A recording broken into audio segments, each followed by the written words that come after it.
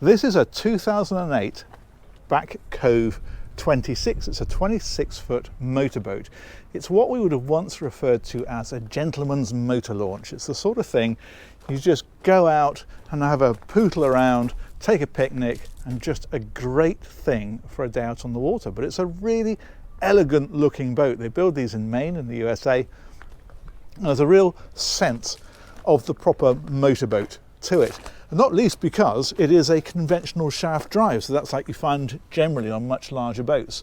So you've got your shaft here coming down, P-bracket, propeller and rudder behind that, and what's nice about that is it's a really simple setup, very little to go wrong there, so it keeps the running costs down, keeps it nice and simple. That fella there is the exhaust for the engine, and we've got trim tabs on this one as well. But anyway, let's have a wander around and I will show you on board. But isn't that a pretty boat? I love the gold feature line down the hull there, and the dark blue hull and the red anti-fouling. I mean, it just looks right, doesn't it? Okay, let's trundle around this way. And here she is from the boardwalk. Again, still a lovely looking boat. I love the way that this transom, it actually slopes back this way. That looks really nice. You've got the bathing platform on here as well, of course.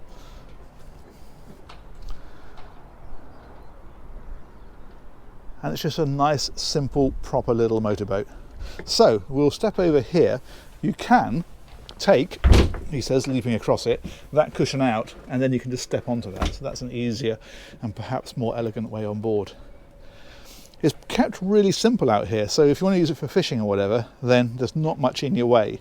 But you have got the seating across the back, as you can see. And if we spin on round, you've got a bit more seating here, and then you've got these two lovely captain's chairs, I suppose is the best expression for them, isn't it? Suits the boat too. Now there's a canopy that comes from here. Oh, move that out of the way. It zips onto this and it drops down here just across to there. So you can enclose that area if you want to, so it's not quite so good, or just if you're leaving the boat and you want to protect it, of course, from the elements. The cushions that are on the back, they just lift off and go inside, so that's nice and easy. And then up here, this is the helm position. It's got all the essentials, so you've got the VHF radio underneath that one, a multifunction display tucked away under there, nice big compass. That actually is the receiver for the GPS of that.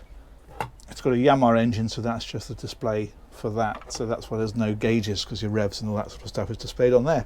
Switch gear across here, your horn, your blower, wipers, anchor, all that kind of stuff is all across there. That's the trim tab controls for those tabs that we saw, and then the throttle and gear shift just there. Again, really straightforward and very classic styling with this big high square cut windscreen. That's excellent. And it doesn't get much more complicated if we go down below, because what we have down here is really just somewhere to get out of the weather. You could sleep on this if you wanted to, because this table is on a telescopic leg. It drops down, and those two cushions there sit on top of it, and that makes into a big double bed. But you probably would use this more as a day boat, and that's just somewhere to say, and for the evening, you want to come down here for a drink before you head home, then that's a really nice place to do it. Or if the weather's not quite so nice, you can tuck yourself away with the proverbial good book.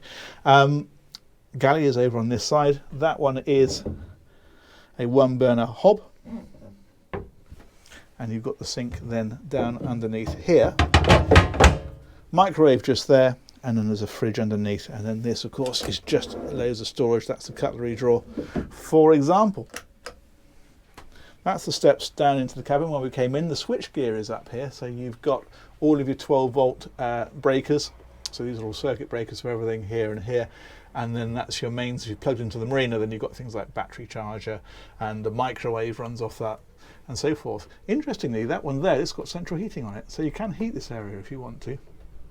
Bilge pump controls are on here. They just leave these on auto most of the time, and that's the stereo. And then finally down here, if you come around onto this side, there's a little heads compartment. So toilets in there, shower pulls out of there. But this is a really brilliant thing. If you live local to your boat, or perhaps you've got a villa somewhere or a holiday home, and you just want something on the water that's dead simple and dead easy and looks the part, which it really does, this is perfect. Okay, I'm going to show you the engine. Put my shoes back on. That's the remote control for that stereo. This is interesting. It's got bow and stern thruster. I didn't notice that one on the outside. So that makes it very, very manoeuvrable. That's the one thing with a single shaft drive engine. It can be a bit of a challenge docking because you've only got thrust forward and back. You can't pivot it like an outdrive or an IPS. Of course, you've got the rudder, so you've got a little bit of control of the thrust, but not a great deal. Put bow and stern thruster on, problem solved. Right, there's a switch down here, and if we hit that,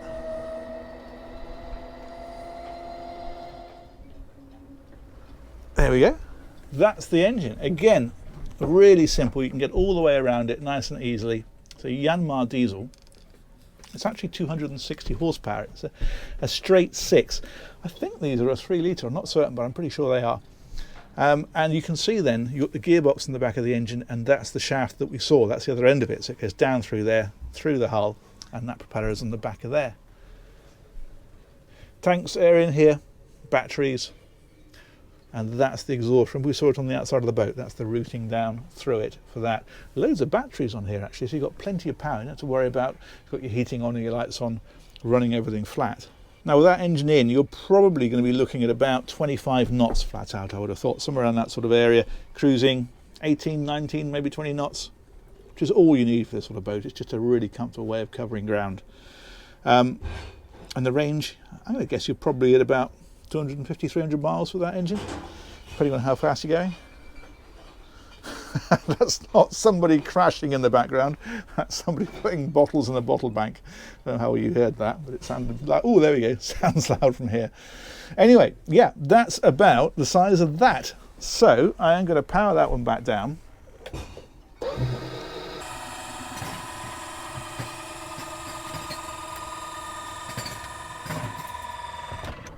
There we go.